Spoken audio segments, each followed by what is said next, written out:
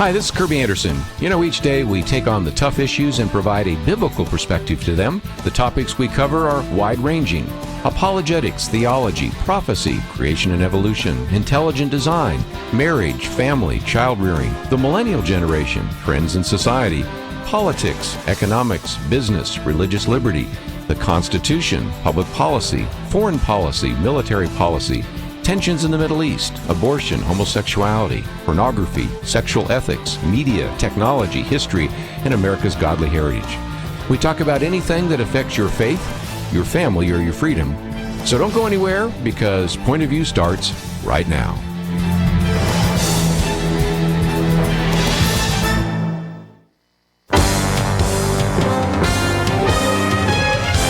Across America, live. This is Point of View.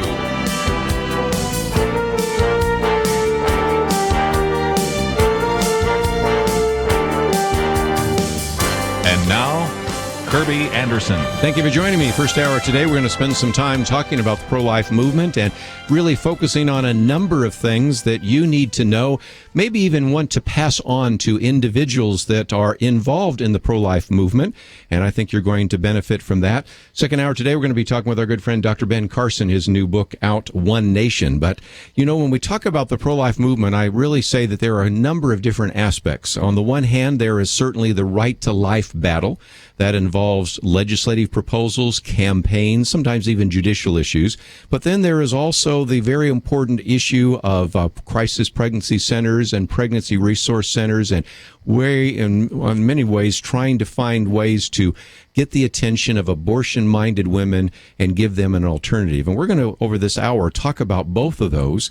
And these are two organizations that have been so successful that, in a sense, this will be best practices, things that you can learn from others that have been very successful that you can apply in your community. If you're in the state of Texas, you'll certainly learn a great deal about what is happening in your own state. But if you live outside of the state of Texas, I hope that you'll take some of the principles we're going to talk about today and apply them so that you will be able to be more effective as you stand for life.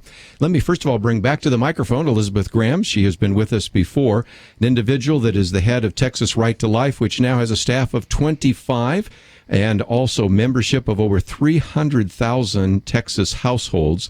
An individual that we have enjoyed having on the program, and it's great to have you back again here in studio. I'm honored, Kerby. Thank you.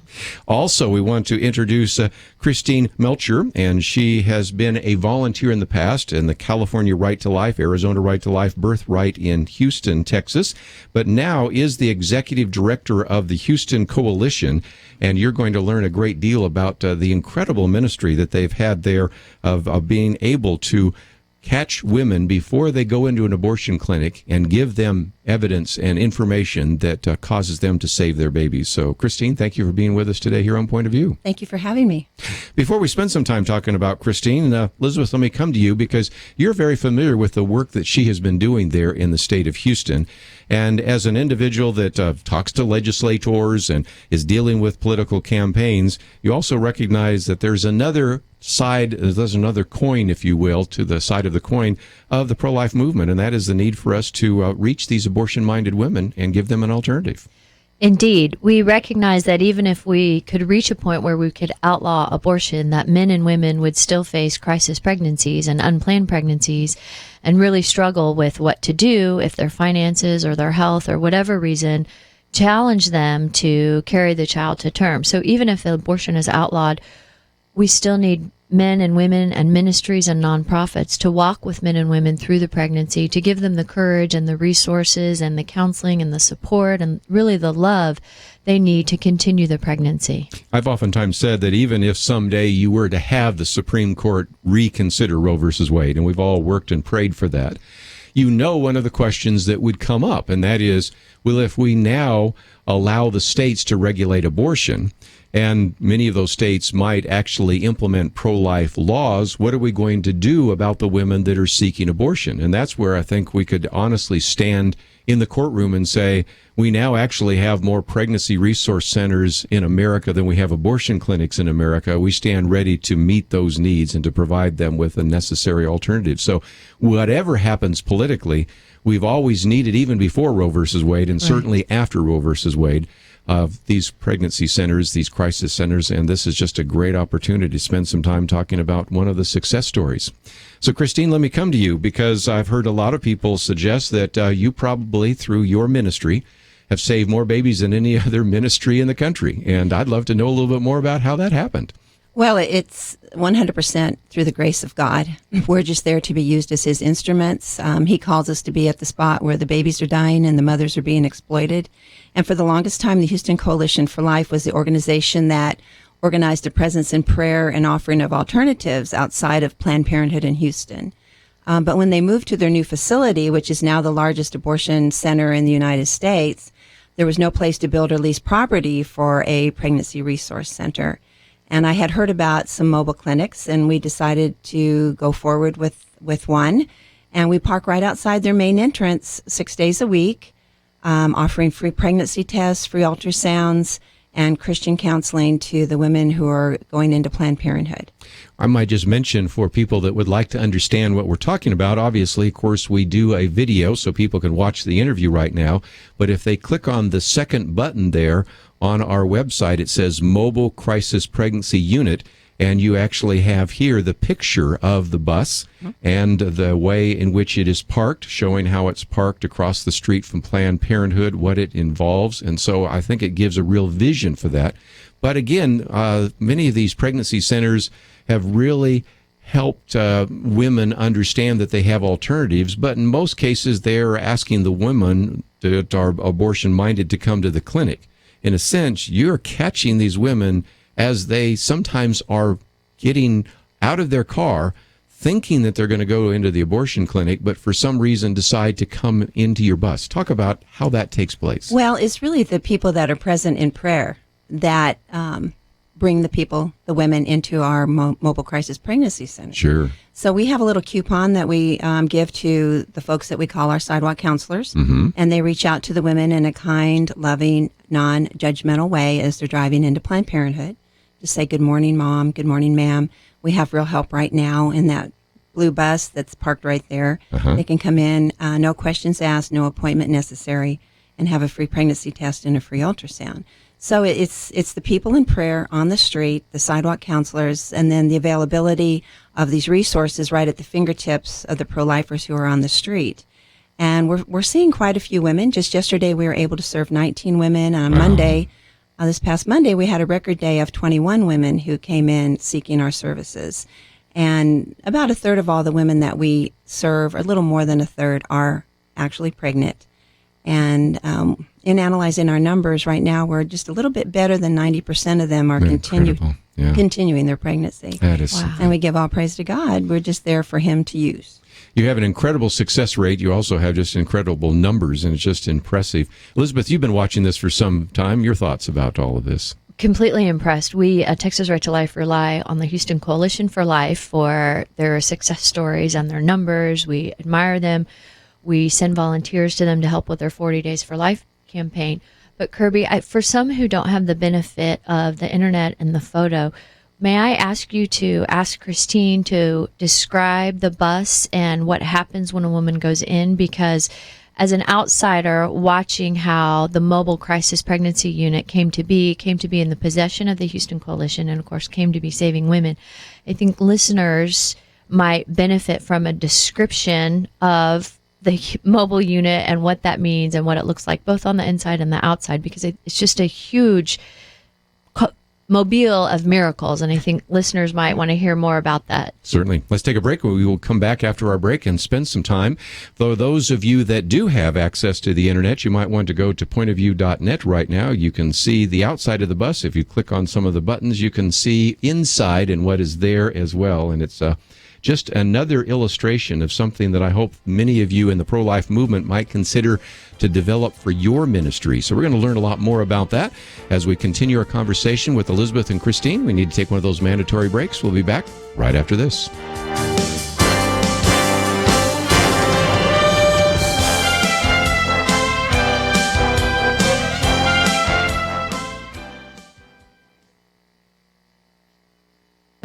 The Point of View Commentary with Kerby Anderson. You know, if we are to be effective in communicating biblical values and morality, we need to understand basic strategy. This week I've been talking about some of the themes in the book Rules for Patriots by Steve Deace. He argues that we should never accept the premise of your opponent's argument. He also instructs us to never surrender the moral high ground.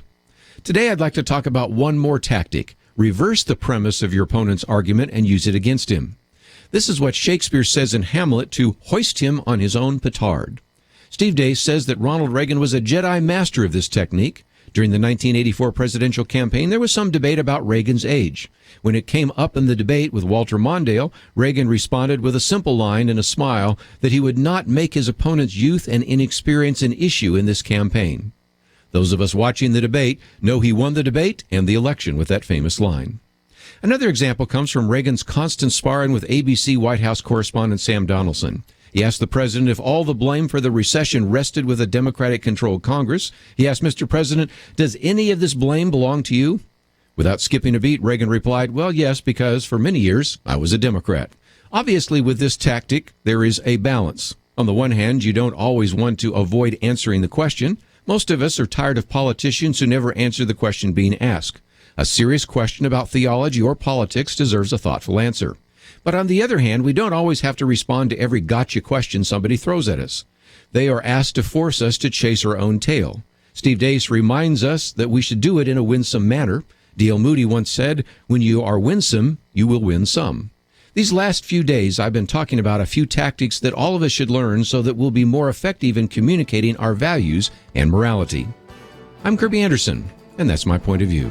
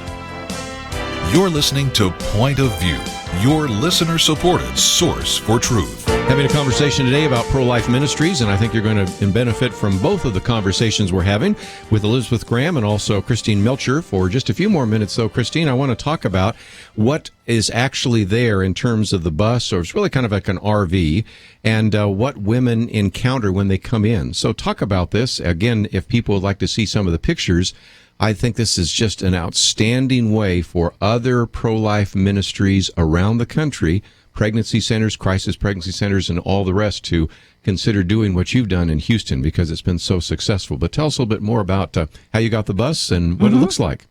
Yes, it is a bus. It's not an RV. In fact, the company that remodeled it for us prefers to work on buses. The name of that company is Imagimotive. It's a company just a little north of Houston, outside of the Woodlands. And basically, if you can dream it, they can build it. Wow. And so through the grace of God, we were connected to them, and they offered to do this for us at that time at their cost. And the bus that we use now is a 1987 New Jersey transit bus. But you'd never know that by looking at it. No, it looks more like an RV than it does like a bus. Yes, but yes, yeah. It's a bus. Yeah. And on the outside, you see a silhouette of a pregnant woman, and it's made up of hundreds of baby faces, which are the children of our volunteers who come out to stand and pray. Oh, beautiful. Yeah. And then as you walk in, the first room you come into is a waiting room, and this is where we gather the initial client information. And then we have a long hallway with the first room in the hallway being a bathroom. And we do free pregnancy tests, and we have a pass-through window to our lab, which would be the second room. That's where we perform the pregnancy tests. Then our third room is our counseling room. And our last room and our biggest room is the ultrasound room, where we have a beautiful portable ultrasound machine that was given to us by the Knights of Columbus. And we have a large screen TV in this room, which is the monitor that we show the women their baby on. And I know I keep mentioning the grace of God, but that's really what has propelled this ministry. When you combine the picture of their baby with the grace of God, that ultrasound room is the room where the miracles occur. And you were mentioning a minute ago, Kerby, that you've heard stories of women coming in our mobile crisis pregnancy center saying, I'm just here for a free pregnancy test and I'm going to have an abortion. And we hear that a lot. And so I technically, myself and the nurse who manages our bus, we save all of our counseling now for after the ultrasound, because a different woman walks out of that room. Yes. A completely different woman. A woman will walk in there determined to abort, and it's just amazing to watch her face as the picture of her baby unfolds on the big screen TV. And initially she covers her eyes, and then she'll start peeking out between her fingers, and then she's crying and laughing at the same time. And we cry very easily in the bus too. And so usually by this time we're crying with her. And praying. And praying. Oh, praying the whole time, praying from start to finish. And so then we do the counseling. And thankfully, at least 9 out of 10 of them are continuing their pregnancy, and we connect them to the help that they need in order to do that. But we still mourn for those babies that we lose. Yes. And we show them their babies live, real time on this big screen TV. We see them jumping around, moving, swimming, sucking their thumb, hiccups. And we have lost some babies, and we've adopted those babies spiritually and carry their pictures with us, and we've named them. But at least 9 out of 10 so far are continuing their pregnancy. That's an incredible ratio. And Elizabeth, let me come to you for just a minute, because we've talked about sonograms in this program many times before, and even why a sonogram bill is so important. But I think it is a game changer, is it not? When a woman sees what is in her womb, it's no longer a product of conception, no longer a fetus, it's a baby. Well, she sees that this product of conception or blob of tissues has fingers and toes and eyelashes and might even be waving at his or her mama. And what Christine, we talked off air, but Christine mentioned how at the Houston Coalition for Life, they will welcome family members or the father of the baby in to also see the sonogram, so that there's another person who bonds with the baby in the sonogram. And of course, that person is also covered in prayer while he or she's receiving services at the mobile unit. But the abortion clinics don't do that. Christine was reminding me off air, they only let the woman in. And if she asks to see the sonogram, they'll show it to her. But in Texas, we required in 2011 that a woman be given, she has to undergo a sonogram 24 hours before her abortion. And she has to be given a verbal description of what the person administering the sonogram is seeing. And the person administering the sonogram has to be registered and certified through this national certification board. It can't just be an hourly employee at the clinic. So sonogram laws work. And anecdotally from the pregnancy centers across the country, we hear what Christine's reporting, that 80 to 90% of women who see a real-time live sonogram of their child will walk out of the clinic choosing life. You know as well as I that last time we were talking, I speak quite often at crisis pregnancy centers, pregnancy resource centers. You do as well. And one of the exciting things is lots of times when I'm at one of these dinners, there are chances, or at least opportunities for many of these ministries that have never had a sonogram or an ultrasound to buy one. And I think that this really, as I said before, is a game changer. But I also think that this bus is a game changer as well. Yeah. Christine, talk about what it took to get that, because I know that was a real stretching experience in some respects, because it's a little more expensive than even buying an ultrasound. But look at the tremendous good that it's doing. But talk about how that happened. Well, it was a tremendous leap of faith, but it really just involved making the decision to do it. And so we decided we were going to do this, and we announced that we were going to have a Walk for Life to raise money for a mobile crisis pregnancy center. We never had anything like this in the Houston metropolitan area before. In fact, I think it was the first one in the state of Texas. But the community really stepped up. And during that Walk for Life, we were able to raise the money that we needed to buy this bus. It was fairly inexpensive, but we checked it out and it was in good shape, and we had it remodeled. And I told you a little bit about the remodeling. From the time, though, that we announced that we were going forward with the bus till the time we actually put it on the road, as I got to thinking about it, was 9 months. And so I thought, wow, that's perfect. That was the birth of our baby. We call it the Big Blue Bus. And we've been parked next to Planned Parenthood now since February of 2011. But it really just involves people making the decision to do it, because I really believe the community will step up and help, especially in areas where something like this is really needed.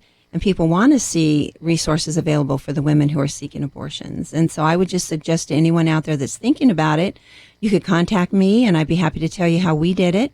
You can go to our website, which is HoustonCoalition.com. There's a phone number there. Or email me at Christine@HoustonCoalition.com, and I'll be happy to share with you how we did it. And we have our second vehicle that we're getting ready to put on the road, and I'll tell you about that whenever you are ready. Well, I was going to get to that in just a minute. Let me just mention that if you go to the website here, first web link is to Texas Right to Life. That will help you connect up with Elizabeth. We're going to spend some more time talking with her in just a minute. TexasRightToLife.com. Yes, and then also Houston Coalition for Life. That web link is there as well. And also, we mentioned earlier that under the articles section, we have the Mobile Crisis Pregnancy Unit. And you mentioned something I was going to ask you about, because not only bus number 1, but now bus number 2.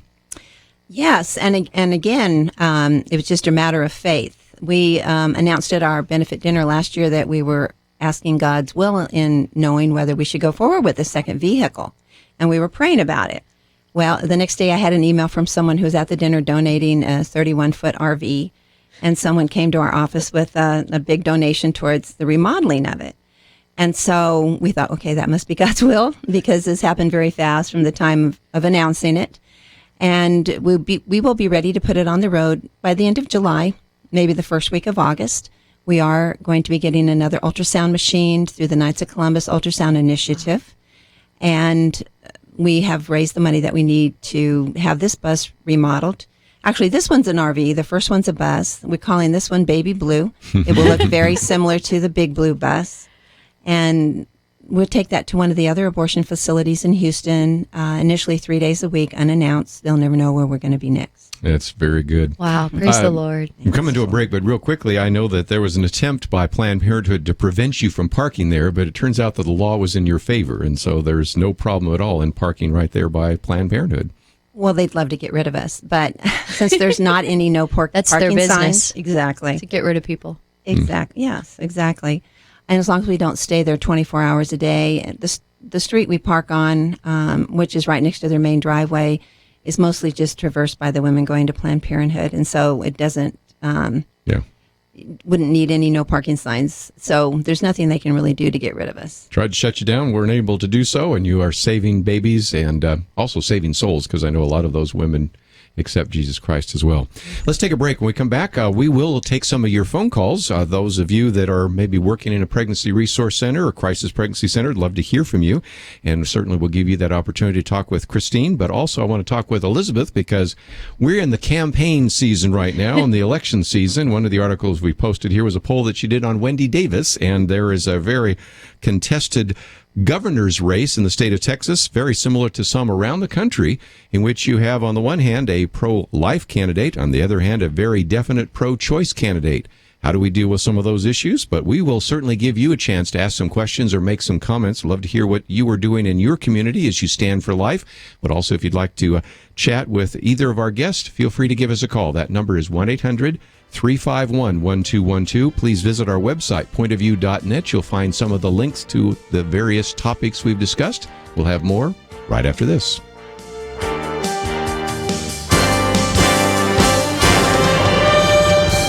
You are listening to Point of View. For materials offered during the program, please write to Point of View, Post Office Box 30. That's Box 30, Dallas, Texas 75221, zip 75221. Or call our toll-free number, 1-800-347-5151. That's 1-800-347-5151. The opinions expressed on Point of View do not necessarily reflect the views of the management or staff of this station.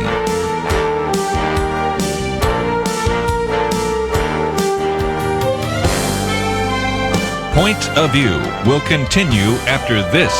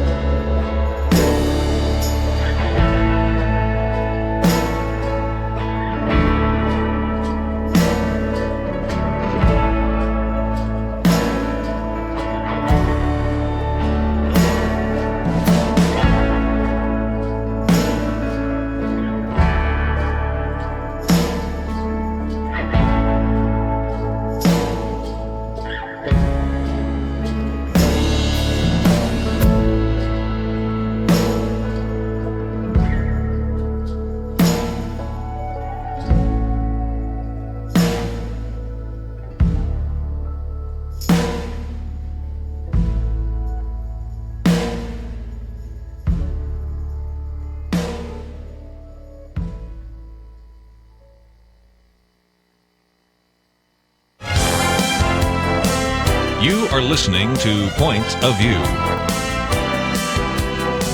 The opinions expressed on Point of View do not necessarily reflect the views of the management or staff of this station. And now, here again is Kerby Anderson. If you'd like to join our conversation today, that number 1-800-351-1212. Talking with Elizabeth Graham and Christine Melchor. And if you have some comments or questions about some of the conversation we've already had about bus or RV or any kind of pregnancy resource centers that are around the country, would love to hear from you. 1-800-351-1212. But I wanted to come back to Elizabeth Graham, who is with Texas Right to Life. We have some information on our website. But before we get into the big campaign, which is one of the articles we've posted there, talk for just a minute about even individuals concerned about a crisis pregnancy center or pregnancy resource center. Elizabeth, they have to pay attention to the political arena because a city council, a state legislature could very quickly pass laws to prevent some of the kinds of things that Christine's been doing. Well, you're right. And Texas Right to Life tries to be very protective in the legislature of our local pro-life organizations. And one might think a sheriff shouldn't have a view on pro-life issues, but even a sheriff can decide whether or not his deputies are going to volunteer time at abortion clinics or if they can volunteer to help pro-life centers. So every office is important. We haven't found a way that water boards apply to pro-life issues, but someone who's in charge of a water board might eventually move up to a county commissioner who decides how local taxes are spent at hospitals. Or someone might be on city council who could pass an ordinance that would restrict zoning or restrict the way that medical clinics are done. And we've also had state legislators try to restrict pro-life efforts. Yes. And one of the reasons they're so adamant about that in Texas is because we're one of 10 states that funds alternatives to abortion in our state budget. And so there are a number of service providers, hundreds of service providers around the state who are reimbursed for counseling pregnant women at no cost to the pregnant women. And that's a very important and successful program. And the Coalition for Life does the same work, but they are run on private donations, as are these other organizations. But some organizations prefer to operate on private donations as opposed to accepting some of the government grants that are available. And one of the reasons we have to be protective and look at candidates running for all offices is because some little tweaks in laws or amendments or ordinances can really impose or restrict pro-life efforts. And Wendy Davis, of course, if she were, hold my breath, elected our next governor, would probably take a page from Eliot Spitzer's book and restrict every pro-life effort in our state. And we were very concerned about the Democrats and the Hispanic Democrats in particular being duped or being misled by Wendy Davis's efforts because she is a woman and she is a Democrat, and that appeals to many voters. But the Hispanic voters, especially in South Texas, generally hold very close religious views, very strong religious views. And we wanted to let them know that Wendy does not reflect their religious views. And in fact, she's contrary. All her positions are against their religious views. So Texas Right to Life ran some ads in Spanish and in English in the Valley, and they were very successful. Mm-hmm. Wendy lost 24. She lost 24 of the 26 counties in the Democrat primary where our ads ran. And so we are looking at ways to promote that, to copy that, and to expand that type of voter outreach, especially to the Latino community, so that they are aware that Greg Abbott is more aligned with their views. And in particular, so they also know that Wendy Davis is definitely anathema to their views. So that's kind of the big picture on the campaign. And we are very much in favor of Greg Abbott being our next governor. He understands the micro picture, the local level, the reason that we need pro-lifers in all levels of government. And he supports local pro-life efforts, as well as having the view of the state as far as appointments in agencies and judges. And of course, he would welcome any pro-life bills that we can get to his desk. You know, the point you made just a minute ago, I want to reemphasize. I think everybody got it, but I just want to make sure everybody hears it, because we always send people to the various voter guides around the country. And as people go to our website over the next couple of months, we'll identify all sorts of places where you can find in every particular state. And a couple of years ago, we had one where you click on the state and we'd have this long list of voter guides. But a lot of people would sometimes say, Elizabeth, Well, what does it matter whether or not a sheriff, a city council member is pro-life?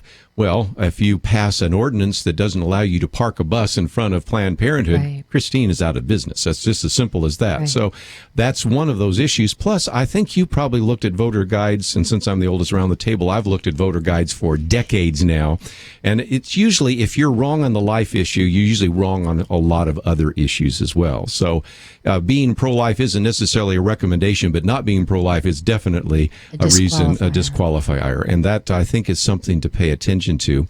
But back to the campaign, one of the articles we've posted here is a poll that you did on Wendy Davis, and also some things that you've done to try to make a distinction. And I hope some of our listeners around the country recognize that in many of these cases, there are very clear distinctions. Sometimes in an election, you have shades of gray.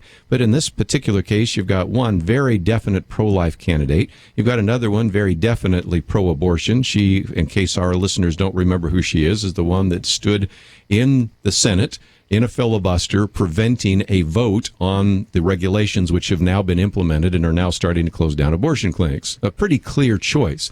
But there are other clear choices around the country. So it seems to me that some of the things you're developing here in the state of Texas could be rolled out to other states where you have various groups that might traditionally vote for the Democratic candidate, even if he or she is pro-abortion. And so you're kind of testing that out right now to see how that works around the nation, aren't you? We are. We have some polling data and some messaging, and we're working on some different projects to figure out how specifically to reach voters who might identify with conservative family values but who do not vote for those type of candidates. And the efforts in the Rio Grande Valley, which I talked about for the Democratic primary, we're looking at seeing if we can micro-target those to different precincts in the bigger cities in Texas. Good. And once we figure out a way to do that, and I think we have a couple tools that we're about to try, once we find that successful, then I think places like Chicago, although that might not be a good example, maybe Phoenix is a, or maybe close. Nashville or right, yes. Augusta, Georgia, or Exactly. wherever we happen to be broadcasting Right. today from. Yes, Exactly. Stockton, California, wherever. Yeah, go ahead. Yes. We think that maybe some of the pro-life or pro-family organizations in the other cities might be able to start beginning or increase their efforts to target a few precincts that might be minority strongholds or Democratic strongholds or maybe even purple strongholds where there's a mix of blue and red, but to really set some underpinnings for values voters and to reach them more effectively than just the Republican or Democrat, but really to get through to people and say, Wendy Davis, not only is she pro-choice, but she is proudly pro-abortion. She was so extreme that she stood for 11 hours to talk out of a bill that protects the health and safety of pregnant women. That's how extreme she is. She's not lukewarm. She's not pro-choice. She's pro-abortion. And when we told the Hispanic community who heard our ads in the Valley that she was proudly pro-abortion, that really had an impact. And that to us was eye-opening and really cemented our inspiration to go forward and tell this not only around the state, but hopefully to copy it in other states.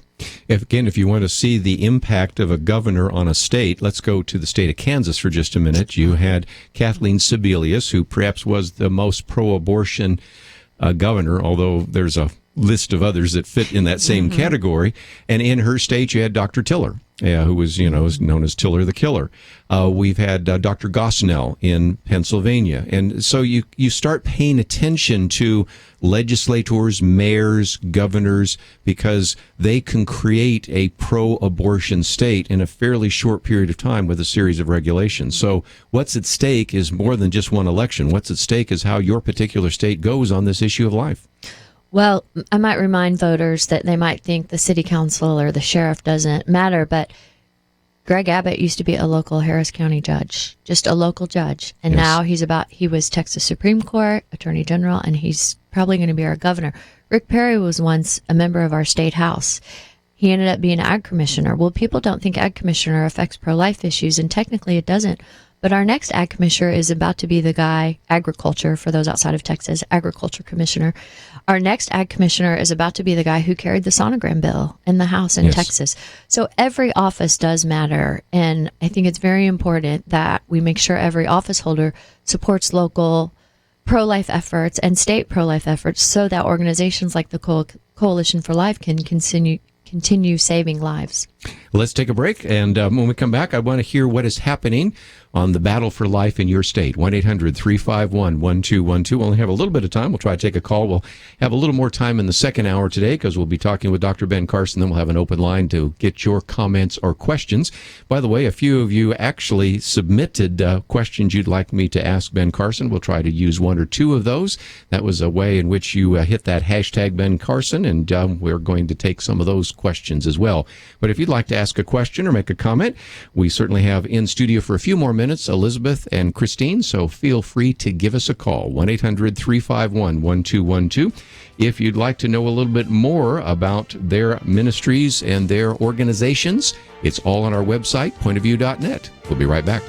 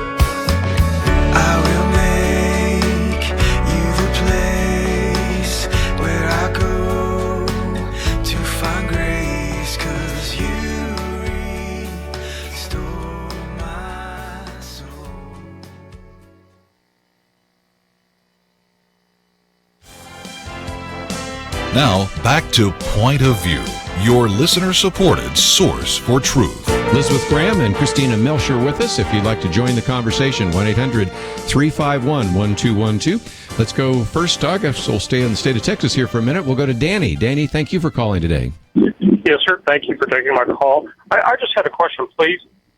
If you're a Catholic, you're not pro-choice, and there are many Catholics in Texas, and especially where I live in the Rio Grande Valley. My question is simple: if you're Catholic, how can you vote Democratic when it appears that the Democratic Party tends to favor abortion and pro-choice? And I'll hang up and listen to the answer. Well, again, in the Rio Grande Valley, that's one of the reasons why you have those ads, Elizabeth. In some respects, people maybe have never thought about it before. Maybe they've just traditionally always voted. But, okay, I've got some Catholics around the table, I believe. So see if you can explain it. I'm looking for an answer here. Well, Christine and I have been friends for quite a while now, and neither of us have ever understood that. I don't want to speak for her, but I don't understand how people who call themselves practicing Catholic or who are serious about their faith do not take their citizenship seriously and do not vote for candidates who reflect their own views. Whether that's Democrat or Republican, the Catholic Church is proudly pro-life. The teachings of the Church espouse opposition to abortion and ask us all to welcome life in all venues, even if we ourselves are not pregnant, but to help others choose life. So I've never really understood how practicing Catholics can vote for candidates or support a party that is aggressively supportive of abortion. Christine might have a better answer. I don't think I have a better answer, but I think the key word there is practicing Catholic. And so I would really think that a practicing Catholic probably does not vote Democratic, because if they're practicing their faith, then they're familiar with what the church teaches on all the life issues, and it's very easy to see which party is pro-life and which one is pro-abortion. So I would guess that the folks that are voting Democratic or for a pro-abortion candidate are those that aren't practicing their faith and probably don't know much about it.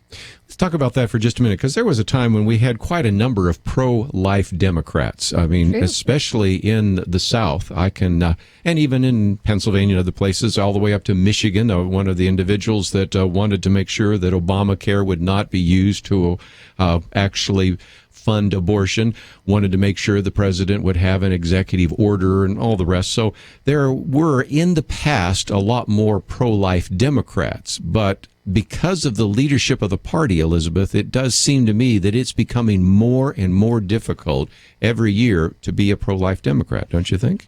You're right. I can speak for a little bit from experience on that, because our pro-life House members in the state House are persecuted and pressured relentlessly by the leaders of the Democratic caucus there. And they flipped a couple members who historically voted pro-life, and they faced repercussions and would not have been elevated to ranks among the Democratic caucus in our own Texas House of Representatives. So they are under tremendous pressure to not be pro-life or to keep their pro-life views very quiet. Now, lucky, there are about 5 or 6 who toe the line and are still very strong, and they tell the caucus leadership, just stay away from me. I can be with you on a million other issues, but not on life. Yeah. And so we're blessed by them. Well, and it does seem to me that we've got a situation also, even in the Republican Party, where the argument is, well, if you're pro-life, fine, but keep it to yourself, because that's not a winning issue. But you've looked at the numbers. It seems to me that in so many of these legislative races, whether at the state level or even for Congress, being pro-life is not only not a negative, it's a significant positive in the electorate, is it not? Always a winning issue. There may be some who don't want to talk about pro-life, or they think that issue is unpleasant. However, the ones who toe the line, as you mentioned earlier, on defending innocent human life, speaking for the voiceless, protecting pregnant women, protecting the disabled patients who are in hospitals, are always the ones who toe the same line for family values, for freedom, right, for school choice, for taxes, and the other positions that we would have in our hearts on unrelated pro-life issues. Let's take another question or two. We'll go to Sarah, listening on KBJS. Sarah, thank you for calling today. Hi, thanks for taking my call. I just wanted to kind of affirm the sonogram legislation in Texas.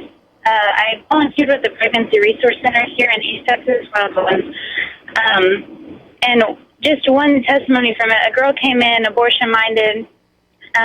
By the grace of God, she decided not only to keep her baby, but then she also decided to go to school to become a sonogram tech. And about a year or two ago, she was already through the training, about to graduate as that. So not only is it saving lives, but it's really creating a whole new perspective to fight against this, where new moms are deciding that they're going to step up and actually reach out in the way that they were reached. So just very grateful for it. Christine, you've seen the same things, haven't you? We've actually had a few girls who we've been able to help who inquired about becoming ultrasonographers themselves. And so it's something we always encourage. And Thanks for your great work, Sarah. Let's take one more phone call real quickly. I want to go to caller, I believe you're Hispanic, Elva, KCTA. I think you wanted to weigh in with some of your comments, so you were on the air. Yes, thank you for taking my call. And even though I'm not a practicing Catholic, my mother was a Catholic and she became a Christian. But she is a Democrat, but votes the person. She does not vote party. But that took years of education, and unfortunately I think we're very traditional, and sometimes we tend to kind of be not informed enough to vote person versus party. And that's my opinion on, unfortunately, why some of the practicing Hispanic Catholics still vote the way they do. Well, it seems to be making the case, Elizabeth, for education, and that's what you're trying to do. I think that's important that voters look to organizations they trust. They can look to Texas Right to Life or the homeschoolers or whatever organization whose values they're seeking. I think voters should look to organizations who they trust and who they support for their voter guide, because usually those organizations dig deeper than just the party platform issues. Wow. Just about out of time. Let me go around the round table. Christine, we'll come to you first. We've already had a link to your website, but again, talk about what is available at your website, or if other individuals that are at a pregnancy center, crisis pregnancy center, maybe would like to think about getting a bus and learn vicarious lessons from you. How can they do so? Well, the best way I think would be to just contact me directly, and I'll be happy to share how we did it and our experiences and give them some tips and advice on the best way to move forward. Again, our website's HoustonCoalition.com, or email me at Christine@HoustonCoalition.com.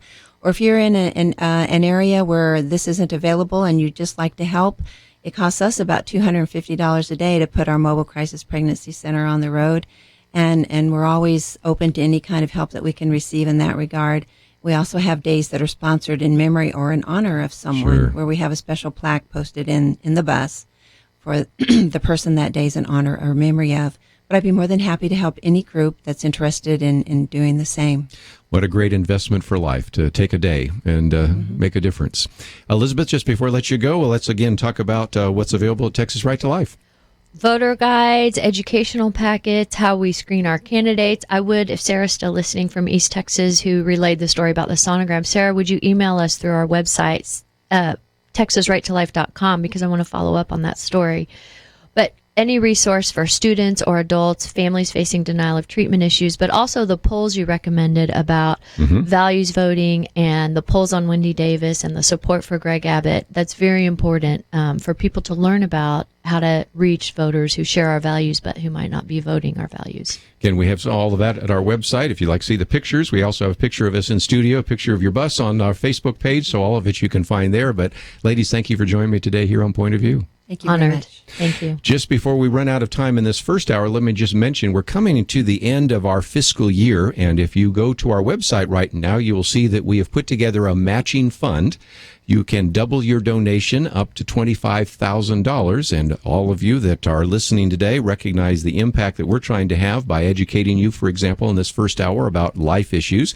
Second hour today, we have Dr. Ben Carson will be educating you about what is happening in the political arena and what we can do to really stand for righteousness in this country. And so, again, you might want to think about right now how you can help us between now and the end of our fiscal year, which ends June 30th. This is an opportunity for you to help us out. We're a listener-supported ministry, and it's a way in which your donation can be doubled. Your gift of $100 becomes $200. Your gift of $500 becomes $1,000. Your gift of $1,000 becomes $2,000. So please take the time to visit the website. Click on that button that says Matching Fund. Double your donation. We're going to take a break, and then we'll have a chance to talk with our good friend, Dr. Ben Carson. That coming up right after this. Across the nation, this is Point of View. For materials offered during the broadcast, please write to Point of View, Post Office Box 30. That's Box 30, Dallas, Texas 75221. Zip 75221. Or call our toll-free number 1-800-347-5151. Point of View will continue after this Point of View is produced by Point of View Ministries and is supported by your generous tax-deductible contributions. I just thank God for y'all. I listen to you every day, truly. I wanted to thank y'all for everything you do each day to inform Christian families and our community about the things we can do, and just the way you're so informative. I listen to you daily and love you guys and appreciate you so much. God bless you, Kerby, for keeping this show so on track and for the decades of wonderful help to this nation that Point of View has been. We're all big fans of your work, and we pray that God will just prosper it. As a Christian, over the years that I've followed this program, I am constantly challenged to be on guard and to evaluate what's going on. And if for no other reason, to protect the caliber and the truth of your programming, I need to participate and to back your program financially to ensure that the truth stays out there for people to hear, to view, and to be a part of.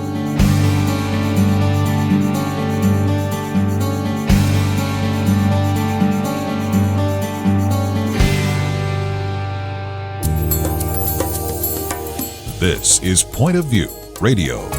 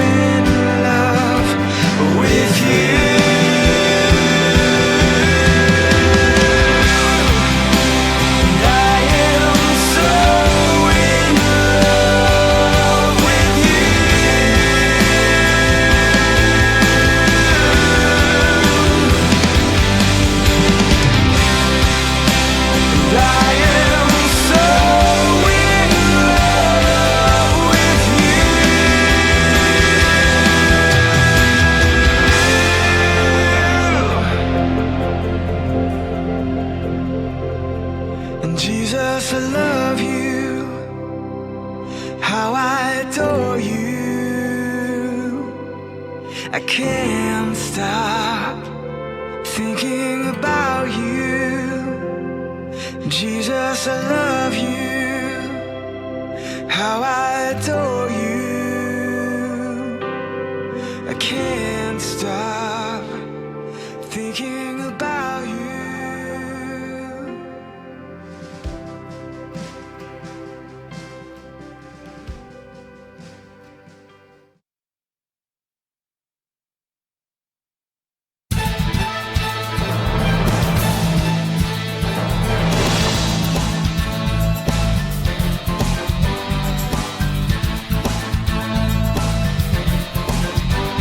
Hi, this is Kerby Anderson. You know, each day we take on the tough issues and provide a biblical perspective to them. The topics we cover are wide-ranging: apologetics, theology, prophecy, creation and evolution, intelligent design, marriage, family, child-rearing, the millennial generation, trends in society, politics, economics, business, religious liberty, the Constitution, public policy, foreign policy, military policy, tensions in the Middle East, abortion, homosexuality, pornography, sexual ethics, media, technology, history, and America's godly heritage. We talk about anything that affects your faith, your family, or your freedom. So don't go anywhere, because Point of View starts right now.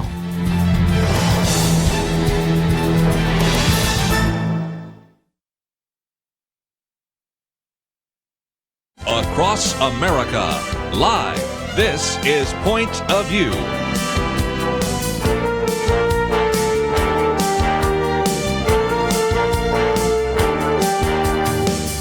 And now, Kerby Anderson. We now have an opportunity to talk with our good friend, Dr. Ben Carson, and I think you are really going to enjoy his new book, One Nation, What We Can All Do to Save America's Future. Dr. Carson, as you well know, had just retired recently as the director of pediatric neurosurgery at Johns Hopkins University, was there for 35 years. He's now a Washington Times columnist, Fox News contributor, author of 5 previous books, and he and his wife also founded the Carson Scholars Fund, dedicated to recognizing the academic achievements of deserving young people, and he has certainly been in the news quite a bit, and we are just delighted to bring him back to the microphone. Dr. Carson, thank you for joining us today. Thank you for having me. I guess I should add one more. Guest talk show host as well, on with Sean Hannity's show the other day. I don't think either of our professors at Yale would have ever guessed we would be doing talk shows. But nevertheless, you did a great job, and it's great to have you on the program. And let me say about your book, before we get into some of the specifics, I love the structure of it, because every chapter starts with a proverb. And I thought, you know, how rare in this 21st century world do we start with God's wisdom. You go back to the founders and the framers of our Constitution, they quoted liberally from Scripture, and yet it isn't too often today that people start with some of those proverbs, which I know are very instrumental in your wisdom of trying to approach these issues. So let me commend you for the structure of the book and what you put that together. Well, thank you. And you'll notice also at the end of each chapter there are action steps that people can actually take, because so often people are inspired, but then they say, but what can I, as an individual, do? And we're trying to help people to recognize what they can do, not only in their own lives individually, but collectively as concerned and responsible citizens. I might just mention, too, that your book is a book of hope. One of the things we did is we put out a hashtag and asked people if they could ask you one question, what they would ask. And they all relate, interesting enough, to your first chapter, Saving Our Future. We had Bill Burkhead saying, do you believe this nation can be restored, or is our current state of affairs part of an end-time scenario? Bob Wilson said, do we still pray for revival of this nation? Are we in the end times knowing that God's will be done? As I read your book, I feel that you still think there is a lot that we as individual citizens can do, and you have not given up on the future of the United States of America. Not by any stretch of the imagination. And, you know, one of the purposes of the book is to help people to understand that freedom is not free. You know, you have to work at it. You have to invest in it. You have to be willing to stand up for what you believe in. You cannot be afraid. You know, if our ancestors had been afraid of everything, we would never have had a free country. And the other thing is we have to recognize that we, the American people, are not each other's enemies. That's why the book's called One Nation. Mm-hmm. The real enemies are those who spend all their time and effort driving wedges into every possible crack to create a war on women, age wars, income wars, race wars, you name it, there's a war on. And all of that is straight out of Jules Erasmus. Yes, certainly is. You know, one of the other chapters in your book relates back to your speech before the National Prayer Breakfast, which, by the way, is in its entirety there, so people can read it as well. But you have a chapter on political correctness. You have a chapter on elitism. It seems to me that that's another part of that division. There are those who say there are only certain conversations we can have and everything else is off the table. There's certain elitist ideas that if indeed you are well educated, you're in government, you should decide what everybody else should do, and you should make decisions about everything from their health decisions to their financial decisions. You reject that idea and recognize that there's a strength in the American people. Absolutely. I told people always looking around before they say anything. Who's going to hear me? What's going to happen? Am I going to get an IRS audit? Is somebody going to call me a horrible name? Yes. My job's going to be in jeopardy? And, it's interesting because I think Thomas Jefferson said it best. That when the people fear the government, you have tyranny. When the government fears the people, you have liberty. And what we have to do is, once again, rise up as the people and make sure the government fears us. The only way we can do that is we have to be educated. We have to be informed. We have to know who our representatives are and how they voted, not how they said they voted, but how they actually vote. Right. And is that in your interest? We have to invest time and effort in this. If we're not willing to do that, and if we're willing to know more about who's on Dancing with the Stars and who's playing football, then we're going to get what we deserve. That is a sad commentary. Dr. Ben Carson with us, and he with his wife, Candy Carson, have written this book, One Nation, What We Can All Do to Save America's Future. 200 pages. You can certainly find it in your local bookstore. We also have put it on our Point of View store in case you would like to order it immediately. And we also have links to his websites, one that will certainly be helpful to you, realbencarson.com, as well as we've got some other information. Matter of fact, we even have an excerpt of the first chapter, which I'm referring to here, so that you could read it and find out a little bit more. So those are certainly... Go ahead. And I was going to say, it is number one on the New York Times bestseller list, so you should be able to find it anywhere. Well, it should be able to find it very easily, and it is number one on the New York Times bestseller list. And your wife likes to remind us that the two books that she's co-authored with you have both been New York Times bestsellers. So I got to get that in. Common ingredient there. Yes, I know. I've met her before, met you as well, and it was just great to get to know her, and I love her comment. Just before we take our first break, there is a comment that you made just the other day, and you made it again here, about the Thomas Jefferson, fear the government, government fear us. And when you also were on with Sean Hannity as the guest host, you talked about the Second Amendment, that the Second Amendment was there to protect the First Amendment. The Second Amendment was there in case government goes off the rails. Yes. There have been people that have intentionally misinterpreted what you say. Can you kind of clarify that for our audience?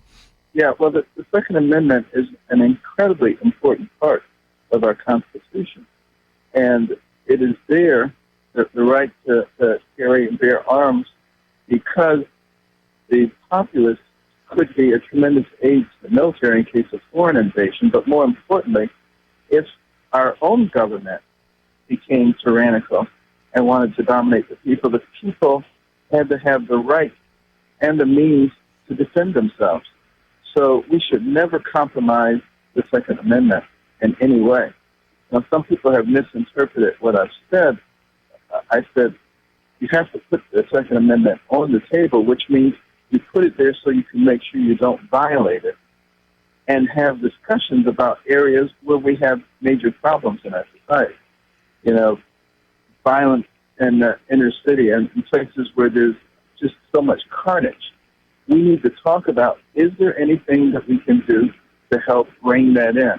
But keep the Second Amendment front and center on the table because we cannot violate it in the process. Dr. Ben Carson with us. We'll take a break, and when we come back, he'll be with us a little bit longer. And along the way, we'll certainly ask a few of the questions you recommended, but also give you a chance a little bit later as we open up the phones for any other final comments about some of the comments that he has made or some of the insight that we've received from him. Let's take a break. We'll come back with Dr. Ben Carson right after this.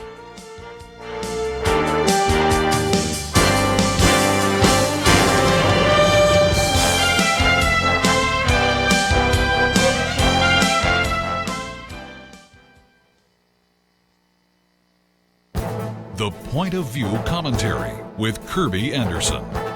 You know, if we are to be effective in communicating biblical values and morality, we need to understand basic strategy. This week I've been talking about some of the themes in the book Rules for Patriots by Steve Deace. He argues that we should never accept the premise of your opponent's argument. He also instructs us to never surrender the moral high ground. Today I'd like to talk about one more tactic. Reverse the premise of your opponent's argument and use it against him. This is what Shakespeare says in Hamlet to hoist him on his own petard. Steve Deace says that Ronald Reagan was a Jedi master of this technique. During the 1984 presidential campaign, there was some debate about Reagan's age. When it came up in the debate with Walter Mondale, Reagan responded with a simple line and a smile that he would not make his opponent's youth and inexperience an issue in this campaign. Those of us watching the debate know he won the debate and the election with that famous line. Another example comes from Reagan's constant sparring with ABC White House correspondent Sam Donaldson. He asked the president if all the blame for the recession rested with a Democratic-controlled Congress. He asked, Mr. President, does any of this blame belong to you? Without skipping a beat, Reagan replied, well, yes, because for many years I was a Democrat. Obviously, with this tactic, there is a balance. On the one hand, you don't always want to avoid answering the question. Most of us are tired of politicians who never answer the question being asked. A serious question about theology or politics deserves a thoughtful answer. But on the other hand, we don't always have to respond to every gotcha question somebody throws at us. They are asked to force us to chase our own tail. Steve Deace reminds us that we should do it in a winsome manner. D.L. Moody once said, when you are winsome, you will win some. These last few days, I've been talking about a few tactics that all of us should learn so that we'll be more effective in communicating our values and morality. I'm Kerby Anderson, and that's my point of view.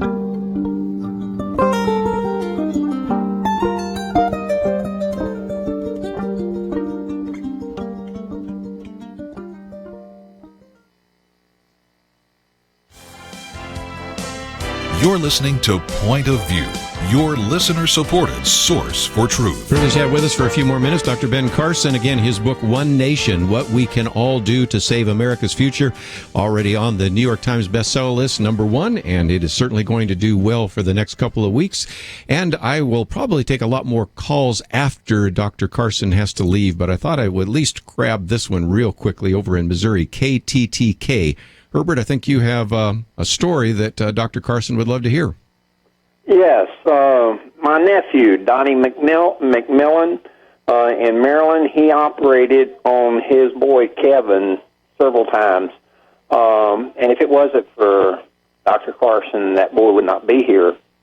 And when I heard that there's a movie out about him, I purchased it and loved it so good, I purchased another one and donated it to our library. Gifted hands. And I think that people needs to understand this man. We've had a lot of highly educated men as president, but they didn't have a lot of common sense.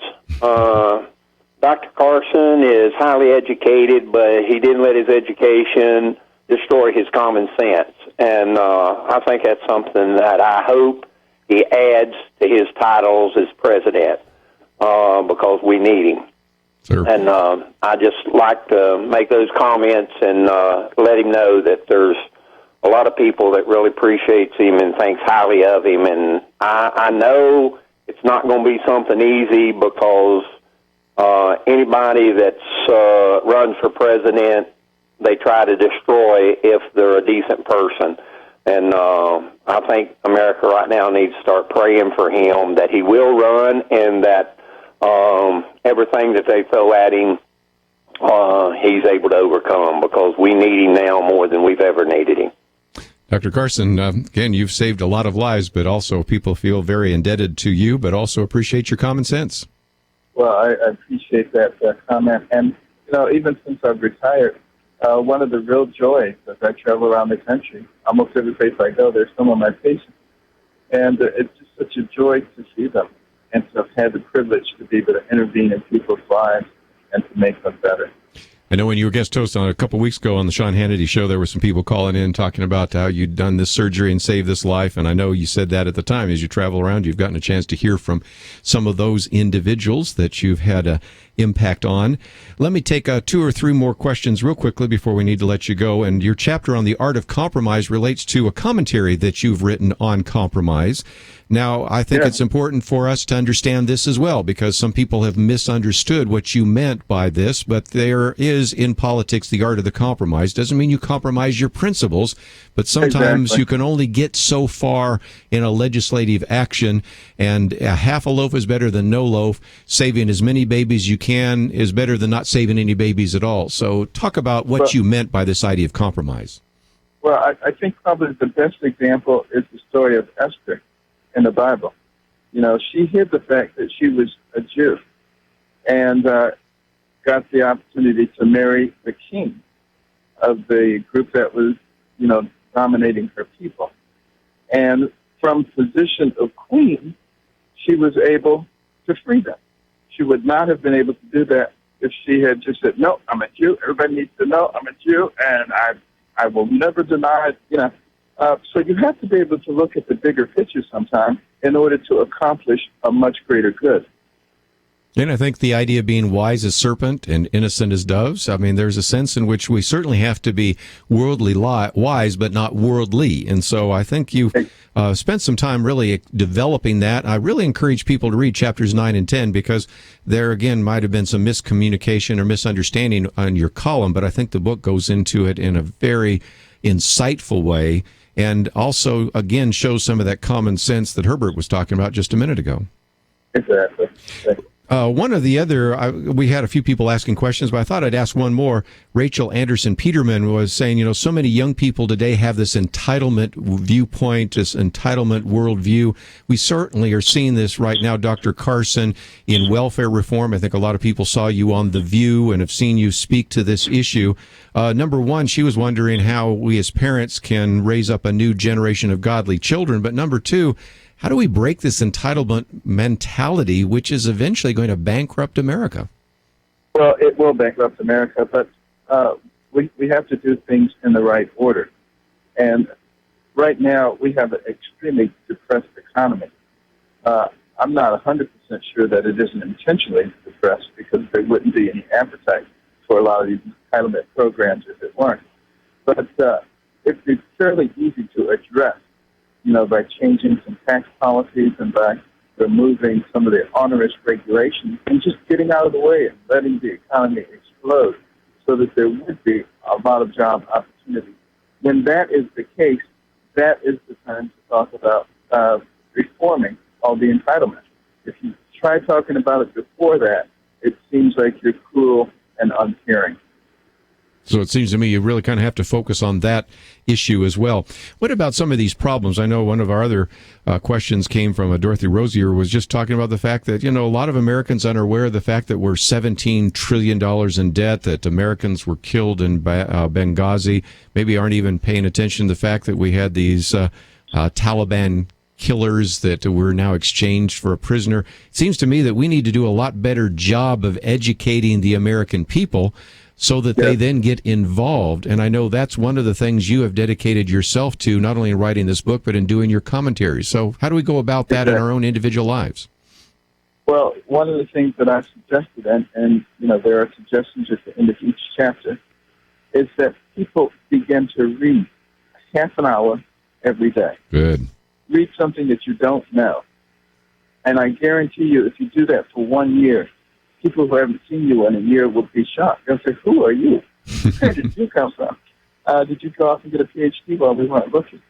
You'll be amazed at how much you know. And knowledge is a formidable foe of falsehood and a formidable ally of truth, which is why the founders of our nation said that our system and our freedom is based upon a well-educated and informed populace. And if they ever become other than that, the nature of the country will quickly change, because dishonest politicians and media can sway them any way that they want.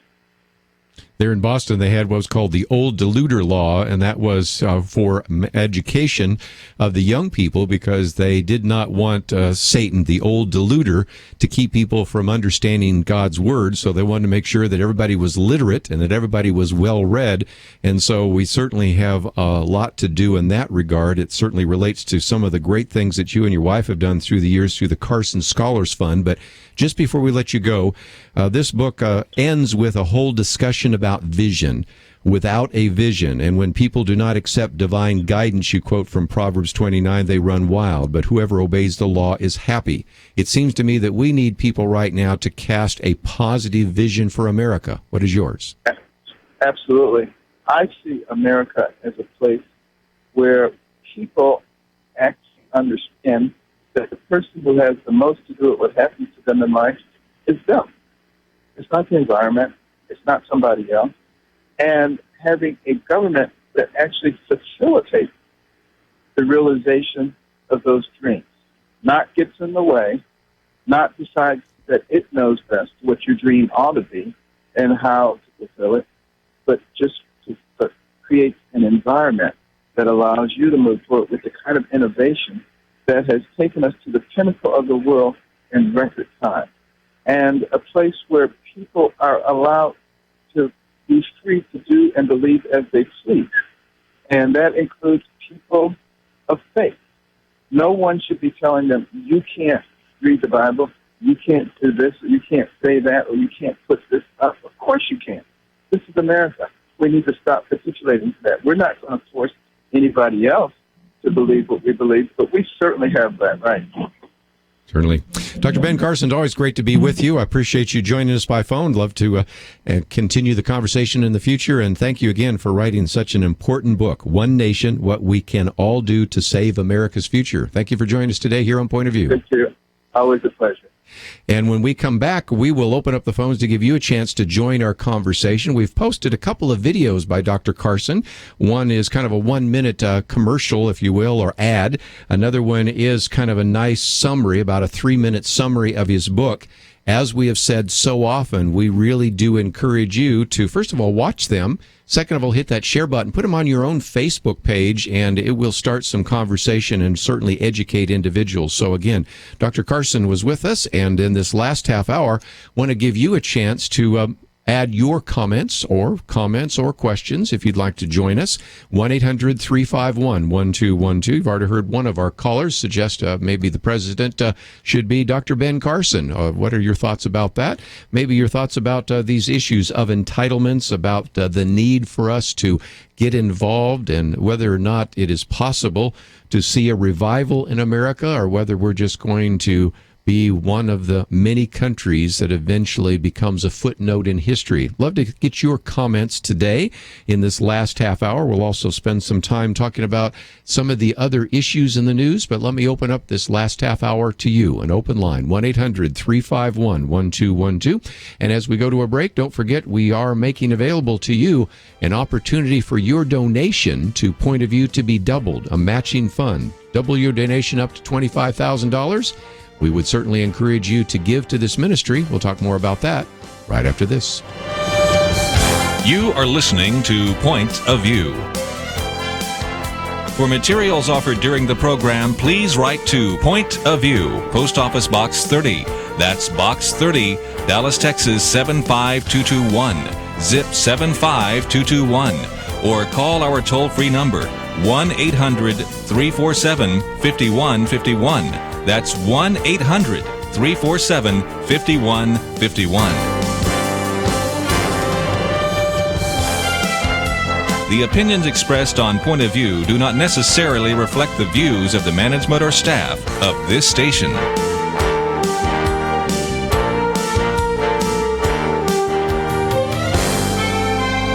Point of View will continue after this.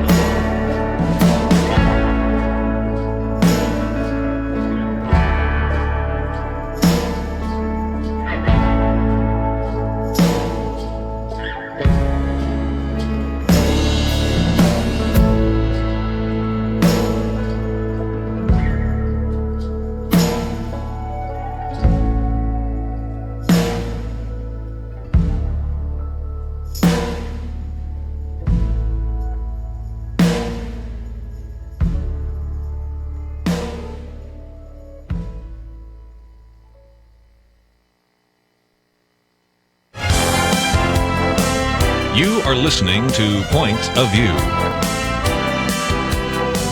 The opinions expressed on Point of View do not necessarily reflect the views of the management or staff of this station. And now, here again is Kerby Anderson. Final half hour. If you'd like to join our conversation today, 1-800-351-1212. Dr. Ben Carson with us for half an hour. Now we have a chance to hear from you. Perhaps you want to express your opinion about him or about some of the things we've talked about. It was interesting to me that as we provided an opportunity for many of you to send in your suggested questions to Dr. Ben Carson, how many of them related to the first one I asked, and that is this nation headed for decline, or is revival a possibility? Are we able to turn this around, or is this just part of the end time scenario? And so I certainly want to put that one on the table. Perhaps you have some comments or questions about that. It certainly is a book that he believes we have a real important stake in, and that we as individuals, and certainly most of us in the listening audience are Christians, so I'll say we as individual Christians can make a difference in our world. And so it is full of practical suggestions, but each chapter begins with a proverb. And I wanted to commend him early on the fact that he starts each one of his discussions with Scripture. I was very impressed with that. Of course, I've always been very impressed with Dr. Ben Carson. So let's take some phone calls. 1-800-351-1212. Asya in North Carolina, thank you for calling today. Hi, good afternoon. How you doing? Very good. What would you like to share with us? What I would like to say is I am a good, faithful listener to your program, and I've read all of Ben Carson's books. And he's an inspiration to me and my children, and as a mom. And it will be a great thing to not just have an educator as a president, but a guy who fears God and put honesty and integrity into his life. And from his background to where he is now, he is where he is because of his perspective of God and how he lives his life according to God's will. And that's the kind of leader we need. At this point in our life, we have to fear God and revere him and have a leader who is not ashamed to proclaim the goodness of God and how we have to follow him. So we follow him, and we are behind him all the way. And I thank God for him. Well, thank you so much for sharing that. And if you would like to join our conversation today, 1-800-351-1212. In his book, just before I take some more phone calls, he has a section about the prayer opportunity that he had, the National Prayer Breakfast. And I'd forgotten about this until I read this in his book. He actually is one of only two people to have actually spoken at the National Prayer Breakfast twice. The other person is a man you might know, Billy Graham. In 1997, he spoke at the National Prayer Breakfast on the subject of integrity in large part. And this was then followed by then President Bill Clinton getting up there and saying, who invited him? Because obviously it was kind of the opening joke about what had been taking place at that time. And then, of course, he was invited again to give that speech. Interestingly enough, that was so striking because then it, as you well know, caused a little bit of a furor, and there was a big deal about whether or not he should have apologized to the president. But he explains here that he shook hands with the president. The president didn't seem upset, didn't seem like he was looking for an apology or anything like that, not that he felt that he would have given it anyway.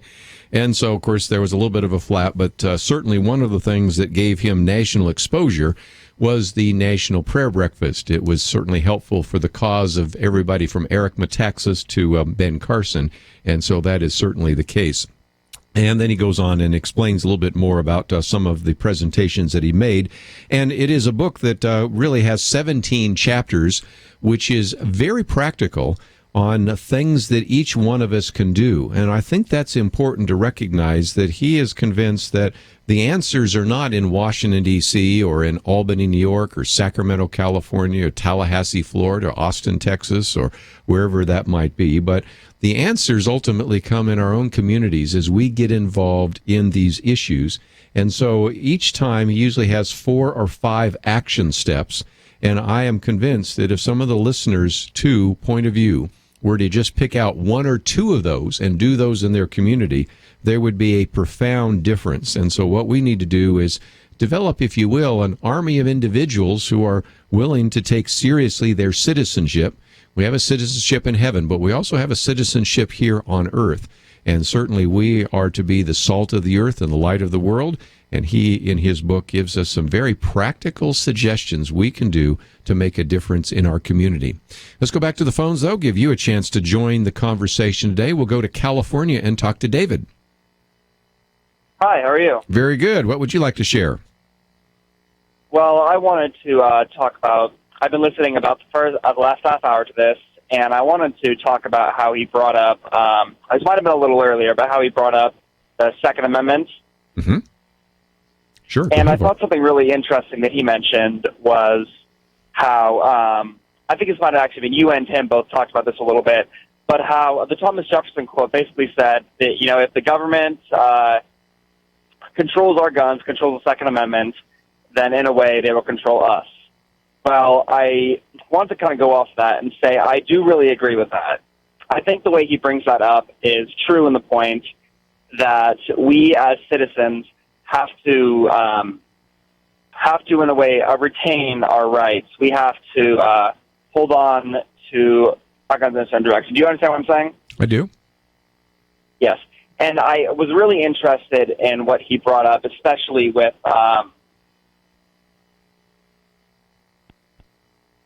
I guess we lost you there.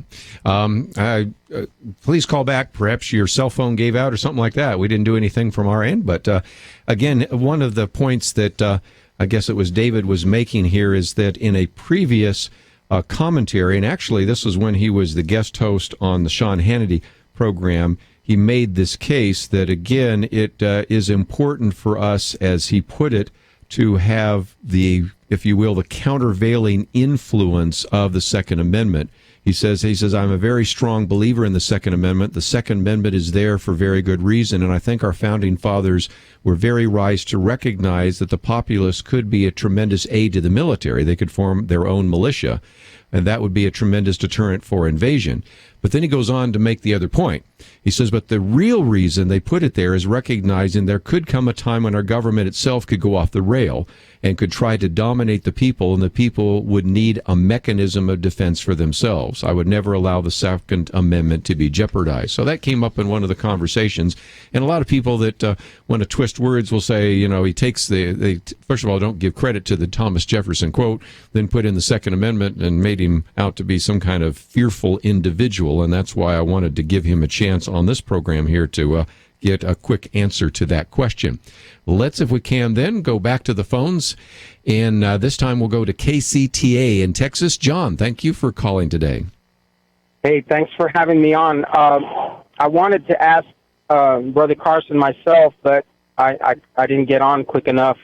But why is it that we, or what is it that we could do, not just, I guess, mounting up support here and there, but the way the media, to me, I can see them basically winning or stealing any election they so need to, with the way they report and manipulate and lie about the news, and then all they do is diminish any kind of coverage they do on the conservative or Republican side. It seems like as long as they control the media, they're getting closer and closer to controlling anything they want to do, including politics or elections. And, that's where the real battle should be, holding them to an honest level. I talked to you one time back, and I was sitting in jury duty, and they were so emphatic about letting me know how everything should be fair and partial judgment. But it seems like the media is unfair and impartial in all the things they do. They're never fair, and they only cover what they want to cover, and it's not fair. Sure. Well, let me jump in real quickly because we're coming to one of those breaks, and I want to give you a quick answer. And first of all, I want to bring some good news, and that is just the fact that we are doing this program here is due in large part to a vision that Marlon Maddox had decades ago of providing an alternative to the mainstream media. And now it isn't just a, point of view, but it's all sorts of other talk radio, and it's the social media as well. If you look at the numbers that came down this weekend for like CNN, you may have more people on your Facebook page or more people that are going to some of these blogs than are listening to some of these news outlets. So in some respects, the so-called mainstream media is shrinking, and the alternative media, blogs, the internet. Also, of course, we can talk about things like Fox News, talk radio, and the rest are expanding. So this grip that the elites that Ben Carson talks about in one of the chapters in his book, the grip that they used to have on the flow of information isn't what it used to be. So we are in a situation now where we can control our destiny in some really dramatic ways through the kinds of material that we're making available to you and then encouraging you to send out. Sometimes these viral videos have more exposure than some of the mainstream media. That's good news. So be encouraged. We'll come back with some more of your phone calls right after this.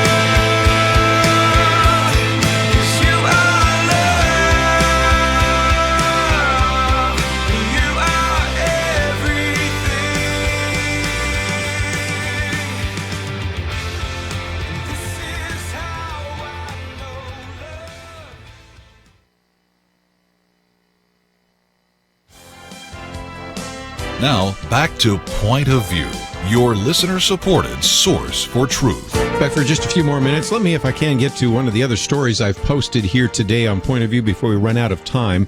Actually, there are a lot of questions that have been raised about Sergeant Bergdahl and whether or not he deserted. And when we covered this the other day, I just said alleged because, after all, we don't want to come to a conclusion that is not justified, and certainly did not want to sully the reputation of those who serve in the armed forces. But at the same time, there are two very important pieces of information out there that help us understand what indeed took place. I posted one of those by Michelle Malkin.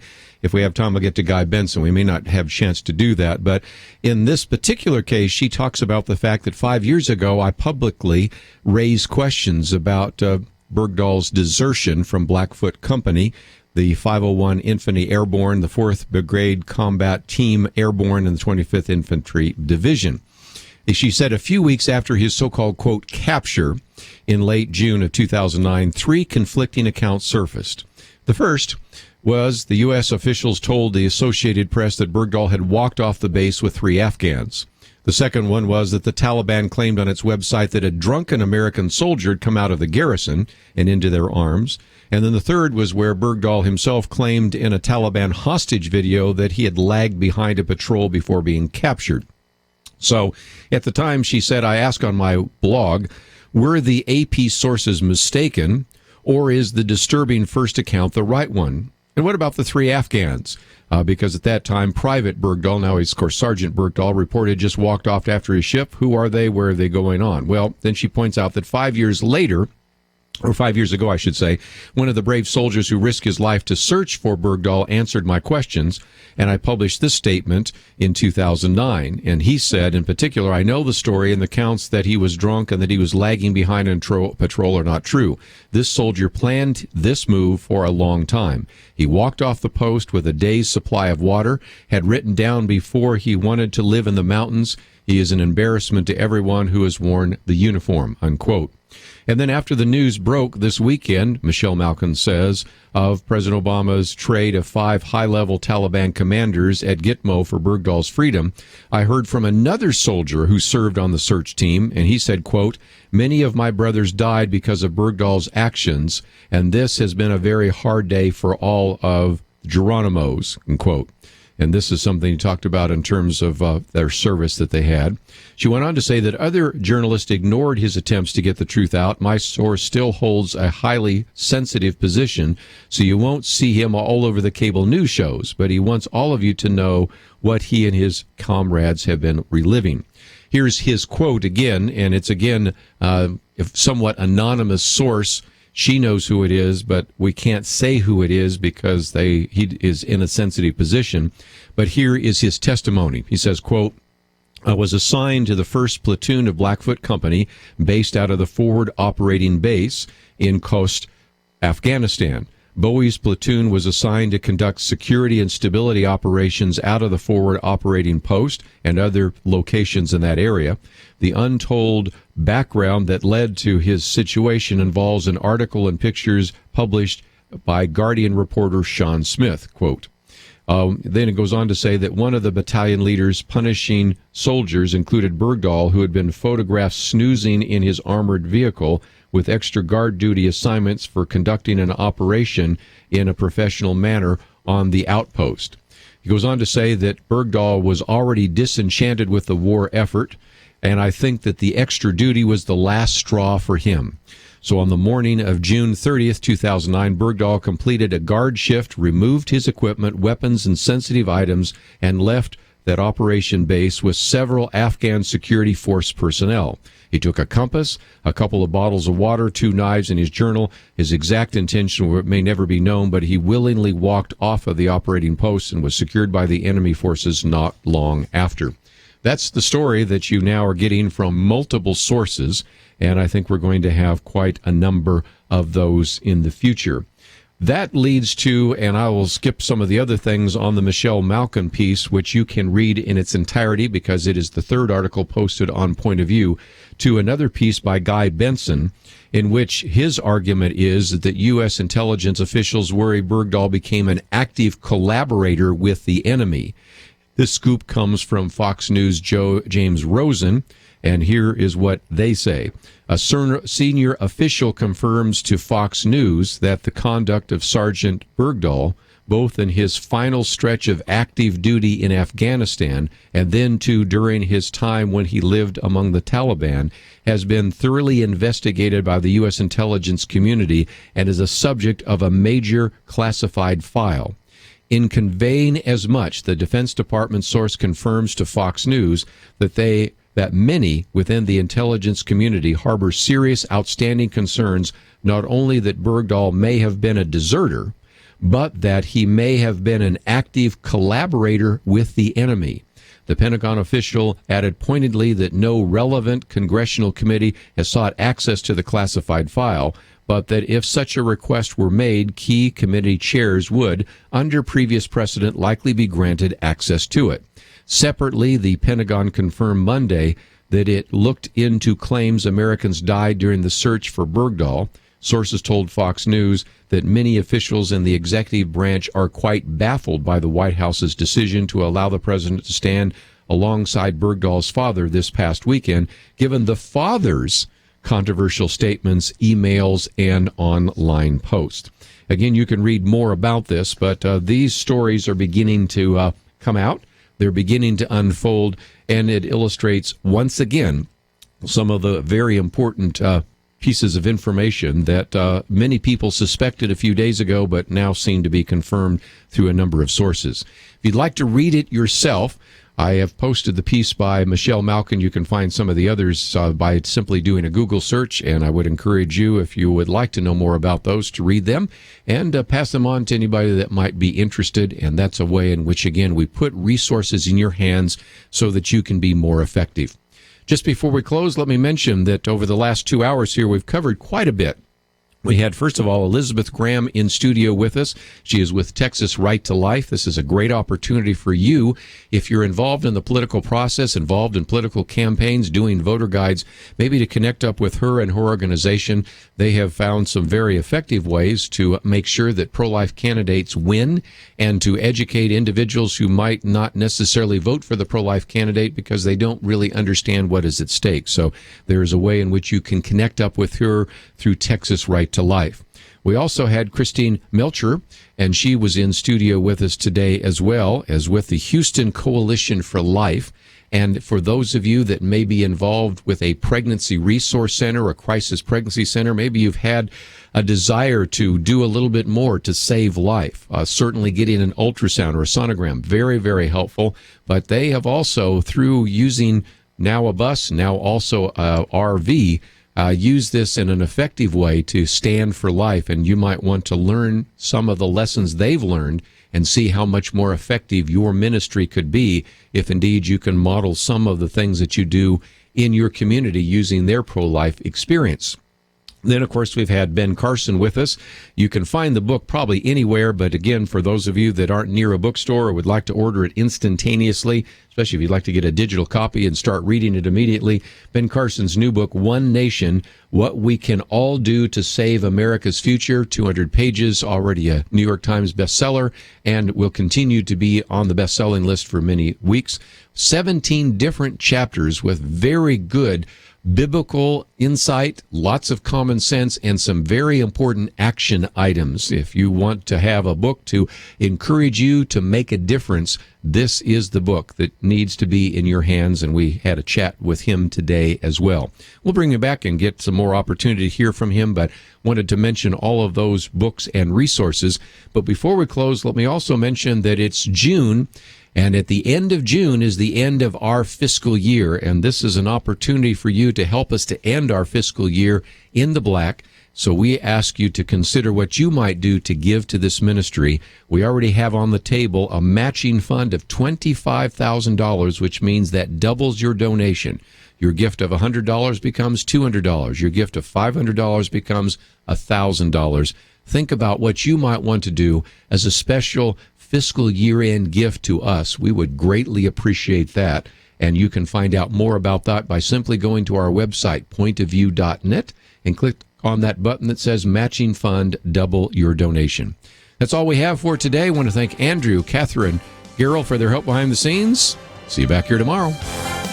You have been listening to Point of View. For materials offered on the program, please write to Point of View, Post Office Box 30. That's Box 30, Dallas, Texas 75221. Zip 75221. Or call our toll-free number, 1-800-347-5151. That's 1-800-347-5151. Point of View is produced by Point of View Ministries and is supported by your generous tax-deductible contributions. I just thank God for y'all. I listen to you every day, truly. I wanted to thank y'all for everything you do each day to inform Christian families and our community about the things we can do, and just the way you're so informative. I listen to you daily and love you guys and appreciate you so much. God bless you, Kerby, for keeping this show so on track and for the decades of wonderful help to this nation that Point of View has been. We're all big fans of your work, and we pray that God will just prosper it. As a Christian, over the years that I've followed this program, I'm constantly challenged to be on guard and to evaluate what's going on. And if for no other reason, to protect the caliber and the truth of your programming, I need to participate and to back your program financially to ensure that the truth stays out there for people to hear, to view, and to be a part of.